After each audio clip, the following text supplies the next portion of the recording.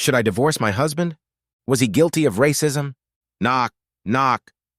There was a light knock on the nursery door. "Come in," came the voice of a young lady. An older man poked his head through the door. "Hello, baby. Can we talk?" "Sure, Daddy," the girl replied. The man walked over and saw the dark-skinned child sleeping peacefully in her crib. The man smiled, admiring his first grandchild. "He's beautiful, isn't he, dear?" he said proudly. Then he leaned over and kissed the baby on the top of her head.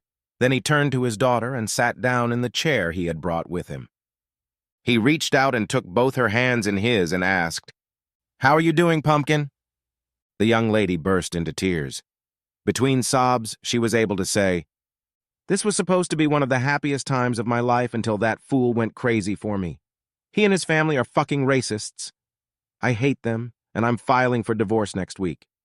How could he accuse me of getting into bed with another man? I've never even kissed another man on the cheek since we've been together."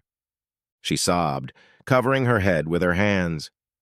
Her father reached over and pulled a couple of tissues out of the package. He handed her 2 pieces. She took them and blotted her eyes, removing her tears and mascara, trying to wipe her eyes. Her father sat back, carefully considering his next words. He knew that what he would say in the next few minutes would affect everyone's life for years to come. He smiled and asked, "What makes you think he's a racist, honey?" She threw her head up. "What are you talking about, Daddy? Let me see, Daddy." Quote, "You slept with the damn letter N." As Kyle ran out of the delivery room, he yelled to the 2 black security guards who had just entered, "Hey guys, she likes the N. Go get her." "What's so damn funny, Daddy?" she shouted as her father made a facepalm, but his squinted eyes gave him away with a glare. Imagine the look on those guards' faces. Honey, he's not a racist. He may be a bigot and he may have prejudices, but he's not a racist. He was just in a lot of pain. But what really bothers me is that I paid $160,000 for your college education, and you don't know the definition of racism. The daughter snarked, "It's someone who hates other races." The father shook his head, thinking, "I want my money back." "No, honey, it's someone who thinks their race is genetically superior to another. I guarantee you this. When they put your son on your chest, Tyler didn't think he was superior to anyone." "What the?" My daughter twitched. "You're defending that asshole? What do I do for a living?" the father asked his daughter, looking her in the eye. "You're a trial lawyer," she replied sarcastically. "When I walked by your computer today, I saw that you left your browser window open again. I saw that you were reading the advice of all the commenters on Reddit. Since you're following their advice, someone has to stand up for Kyler. You have appointed yourself judge, jury, and executioner. And you let the commenters be expert witnesses. I appointed myself his defense attorney."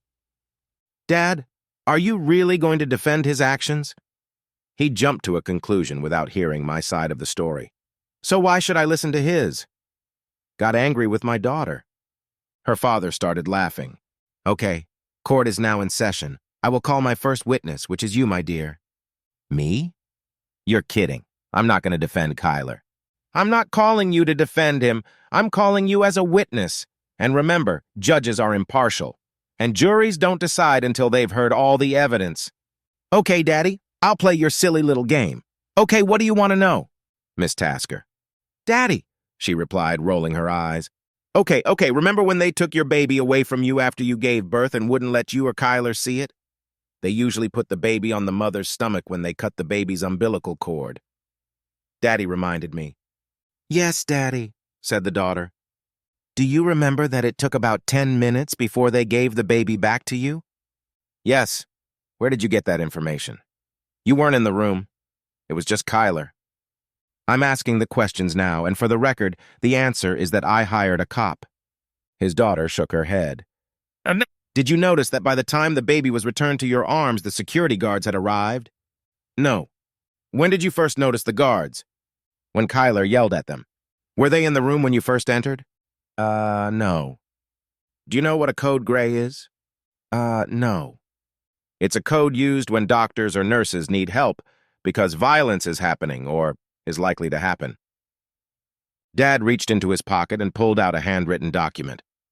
This is for the judge. It's Exhibit 1. Do you want to read it? Or do you want me to read it? Go ahead and tell me what's in it. Laura, here's your mother's signed affidavit. Basically, it says that when she first saw the baby, the first words that came out of her mouth were, "Oh, shit." Your little brother said, "Damn it, Dad, she burned the baby." The daughter looked at her father, not believing what he said. She saw him smirk to keep from laughing. She smiled and said, "He didn't," and started laughing at that comment. "Yes, I usually burn everything I put in the stove." Dad laughed and replied, "No, he didn't say that. I just wanted to see you smile again." Since I'm now also a judge, where does that leave you, counselor? You are testing the patience of the court. With the court's permission, I have one more question for the witness, and then I'll explain. Okay. The daughter rolled her eyes again, raised her head, and sighed. Do you remember all those Reddit stories you told me about doctors seeing a child of a different race than the parents? Yeah. How many of those stories described what happened next? None. Okay, let me explain. The doctors reported code gray because they thought the baby was from another man. Your mother thought you were cheating at first sight.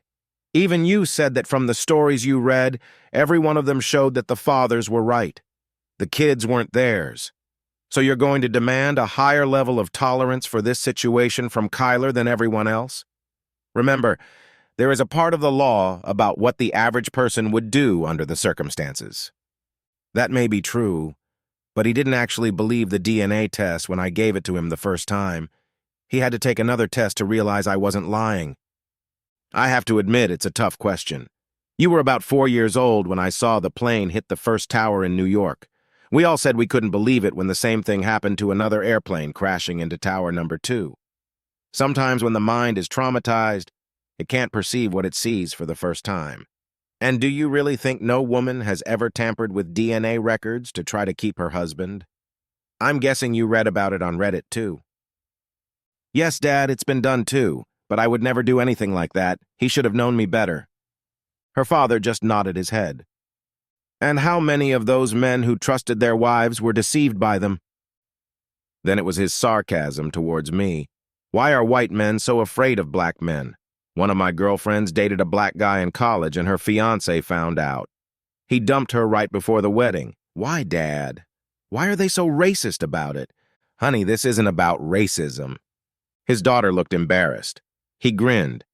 You know you used to leave your browser open on adult sites when you were younger, so I know you used to look at them. They may have an IQ of 200 points, but they feel inferior. And believe me, some women make them feel that way. That's not true, Dad. How many times have your girlfriends called a guy a freak when he tried to talk to them because he was shy or a nerd? But if another boy who looked like a total nerd came up and said the same thing, did they try to give him their phone number? That nerd would probably go on to be a very successful man next. How many times have your friends gone crazy over a nerd, but they're ready to have a baby with a handsome, dumb man? And that nerd will be the guy they say they want when they turn 35. But unfortunately for them, if he succeeds, he will desire a 25-year-old girl. So there you have it. His precious ego has suffered. I'm so tired of men and their selfishness. Her father's face turned red. He clapped his hand on his knee and said, "We are now taking a 10-minute break. I am no longer your father or your lawyer. I am a man. I'm going to teach you a life lesson about men and their precious egos." Laura's eyes grew as big as saucers at her father's flash of anger. Looking her straight in the eye, her father uttered, "Tell me, young lady, how did you earn your looks?" Laura answered with hesitation and doubt in her voice. "I was born with it." "With your beauty?" Again she answered with uncertainty. "I was born with it." "With your figure and physique?" "I was born with it, Daddy." "Where are you going with this?" "So you won the genetic lottery. Nature gave you at birth everything you needed to attract a man. Now save her. It could be a whole different story. You drew the golden ticket, born with the genes of a beautiful mother. You did nothing to deserve any of it. It was just served to you on a silver tray. Do you know what happens to people who are given something they haven't earned? They don't appreciate it. They abuse it. Men have to earn the right to be men, no matter what they look like. The type of man you want better have a big ego, or you wouldn't have him. You've told me many times how Kyler works hard to be the best. He worked hard to be the best in his class. You used to brag to your girlfriends about how smart he was. Well, he didn't get smart at parties. Kyler works hard to show you that he deserves a woman like you.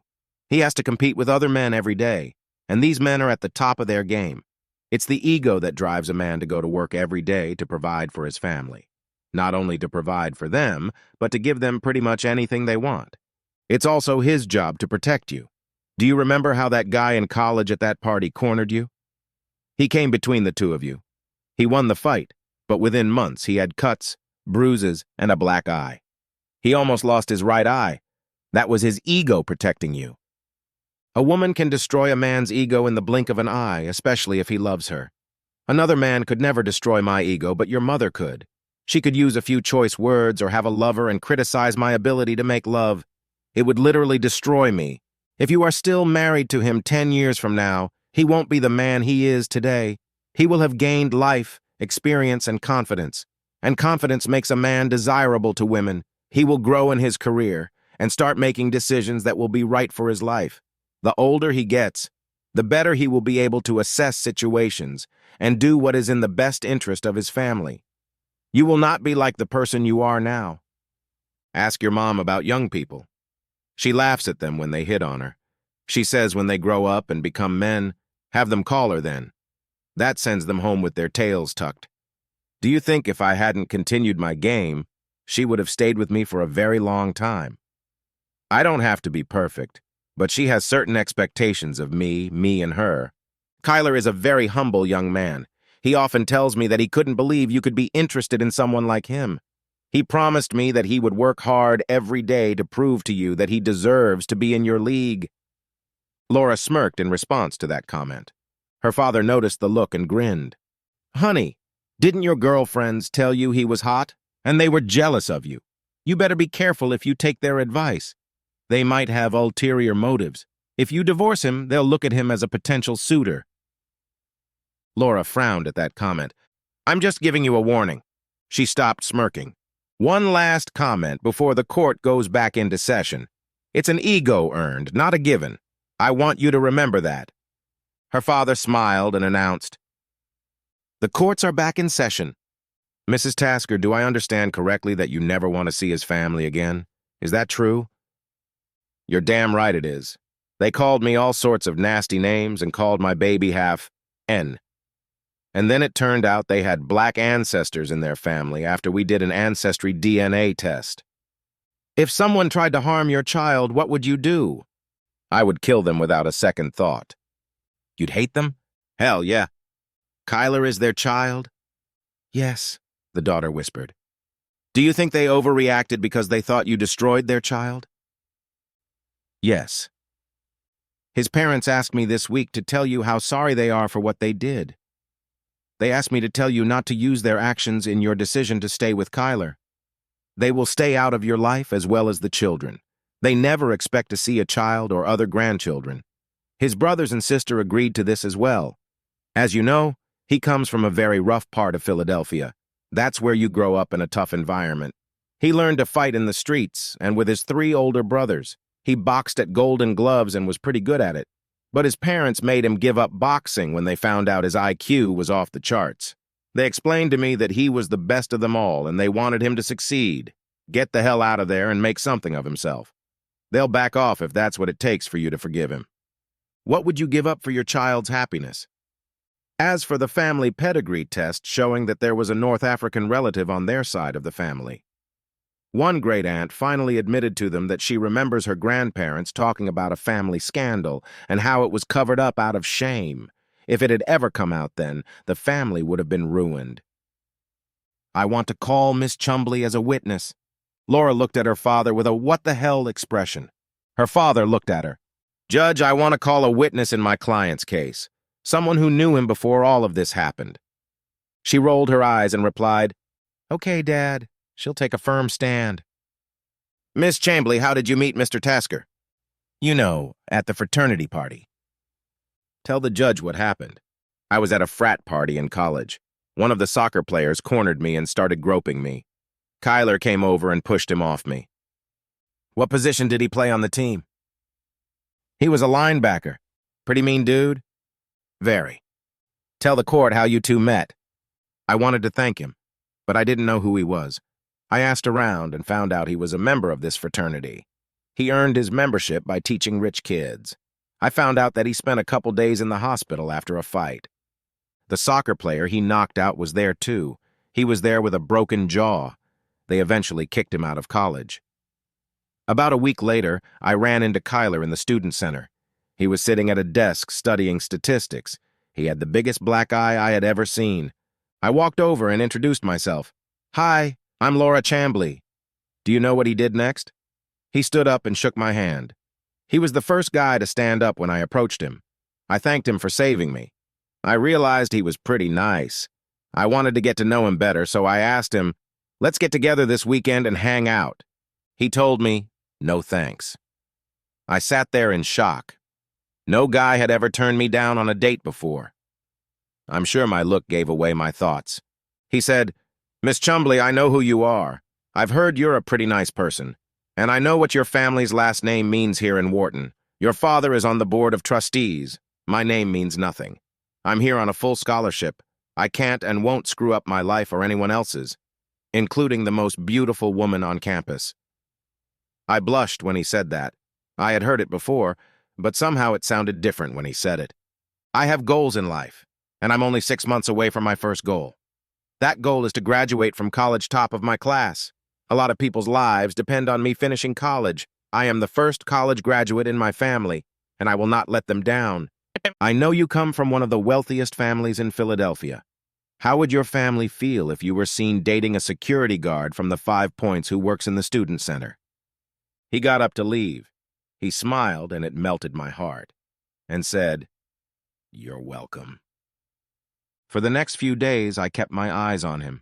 Yes, Dad, I stalked him. Yes, I, Laura Chumbley, stalked the guy. Girls were always trying to be friends with him, but he politely turned them down. I'd never chased a man in my life. I was going to chase him until he caught me. From that day on, every time he practiced, I sat directly across from him at the table. I didn't ask his permission. It ruined my weekends. On Friday and Saturday nights, he would study for 4 hours at the library. He had just gotten back to the dorm the night he saved me. I sat directly across the table from him and didn't say a word to him. Do you remember that my grades improved that semester? He was learning and I was learning with him. He was winning and I was winning. I lost a few pounds and he didn't ignore me. We talked and we had exciting times. I made sure I didn't end up in a friend zone. It was about 2 weeks before final exams and I must have eaten something that was wrong. On the 3rd day, there was a knock on my door, and there was Kyler. And I was wearing no makeup. Great, I thought. He asked me if I was okay, and if I needed to get me anything. I told him I was feeling better but would like some chicken noodle soup. I told him to let me give him some money. He grinned and said, I'm poor, but not that poor. He left and came back with the soup and a few other things. In the meantime, I had put on makeup and made myself look more presentable. I told him that now he had seen me at my worst. He made me lunch and we talked for a while. Finally, I asked him if he missed me. He said, Yeah, you're kind of a wart. I looked at him and he chuckled. It comes out of nowhere and grows on you. It annoys the hell out of you. But then one day you look down and she's gone. You realize you miss her when she's gone. I didn't know what to say after that compliment. He asked me how I was doing with my subjects that were due in a few days. I was behind in my studies, and he helped me finish and pass them. You met him at graduation when he gave the class speech. I was so proud of him. When I introduced him to you and Mom, I stuttered when I introduced him to you. He reached out his hand, shook yours, and said, Nice to meet you, Mr. Chumbley. I'm Laura's boyfriend. Then he let me down and introduced me to his family. You offered to pay for dinner for everyone. His dad never said that, but thank you for it. They couldn't afford an expensive restaurant. We went back to our dorm rooms to change.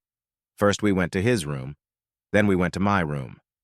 When we entered my room, I turned to him and said, If I am your girlfriend, we better end this with a kiss. He looked at me and said, I plan on doing a lot more than just kissing. She blushed, looking into her father's eyes. Yes, I remember. You both didn't come back until an hour later. You were glowing and he had a smirk on his face. She turned as red as a beet. When you were pregnant, was he there for you? You told your mother that he would rub your legs and back and rub oil on your skin to prevent stretch marks. He held your hair when you vomited. What am I asking you, Miss Chumbley? Was he always there for you when you needed him? Yes. Do you know why witnesses are called to testify? It's because before we present our final arguments to the jury, they have a complete picture of his character, not just a snapshot of him. So they know what's in his heart. I'm finishing my case. Her father ran his hand through his hair and sighed. I'm not going to make my closing argument here. I posted it in a comment in response to your post. Based on that, you need to decide on a verdict. You are the accuser. You can't give one at this time. You've spent the last 2 months putting together closing arguments. I want you to go to your website now and read my closing arguments. And in those arguments, I will remind you of all the points I made to refresh your memory. Personally, Laura, this case has horrified me. I can neither win nor lose in this case. But the consequences of this case will affect 2 families for the rest of their lives, and one of them is mine. I want you to go there and read what I've written. Make your decision and give your verdict on Kyler. You need to move on with your life. You're stuck in the current moment. She silently headed into the living room to look at her computer. She pulled up her answers and found her father's message. Should I divorce my husband? He racist. I read your story today and it is heartbreaking. I noticed that most of the comments are telling you that he is racist, immature, misogynistic, and his little ego has been hurt. They tell you to drop his ass and move on. I want to give you some advice from a man's perspective. But before I do, never, please, never make a final decision solely on the advice of people who are not personally involved in your situation. If you need advice, go to family, friends, a counselor, or clergy, someone with no self-interest behind them. You don't know the person giving you advice. You don't know the experiences and prejudices that drive their decisions. First of all, he's not racist if he uses the N-word. He may be prejudiced, a bigot, but he is not a racist. A racist is someone who believes they are genetically superior to another race. In this case, he was hurt in a way that no woman can imagine, as it would be beyond her imagination. Losing complete control over your body, decision-making, and that pain will be with you for the rest of your life. Excluding men who have been physically abused, which is a small number compared to women. A wife having a child with another man is as close to this situation as you can get to being the equivalent of that man. It destroys his masculinity. It makes him feel less than a man. I'll tell you right now that 99% of all men would react exactly the same way. Color had nothing to do with it. If it was a black couple and the child was of a different race, he would have reacted the same way. Up to, and including requesting a retest to confirm the first DNA test to prove the baby was his. Most men would have asked for that result to be verified as well. Also, look at all the other stories of women having children of different races and denying it happened. Do you remember the article on this site about the woman denying that the black baby was hers when he was still attached to her umbilical cord? As for his family attacking you, they thought you destroyed their son. I bet if he had hurt you the same way, your father would have gone after him just the same. Also, they were all kept in the dark about the black genes they carried. Looks like someone kept it from them for generations, and I bet they were as shocked as you are. I bet they hate themselves more than you do right now if they are the type of people who raise the man you love. You need to look at your relationship with your husband as a sum total to get through this.